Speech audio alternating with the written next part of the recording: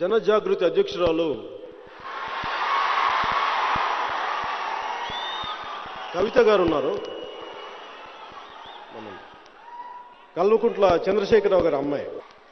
నీ పార్టీ విధి విధానాలు చెప్పబోయే ముందు తెలంగాణ ప్రజలకు నువ్వు క్షమాపణ చెప్పాలి అన్న. నేను ప్రేమించే తెలంగాణ అభిమానులకి క్షమాపణ చెప్పాలా లేదా అన్నది మా వ్యక్తిగత విషయం, మీకు సంబంధం లేదు. తల్లి, నువ్వు నాకు చెల్లెలు లాంటి దానివి. ఉద్యమ సమయంలో ఎవరెవరికి డబ్బులు వెళ్ళినాయి, ఇప్పుడు డబ్బులు ఎంత ఉన్నాయి, ఫ్యూచర్లో డబ్బులతో మీరు ఏం చేయబోతారో అన్న విషయం నాకు కాదమ్మా, తెలంగాణ ప్రజా సంఘాల నాయకులు మీరు చెప్పాల్సి వస్తుంది. అమ్మా, నువ్వు నన్ను తిట్టే పని పెట్టుకో తల్లి.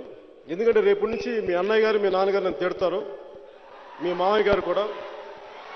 కానీ మీరు మటుకు తీసుకున్న డబ్బుకి అకౌంట్లో చూపించే పనిలో ఉండండి.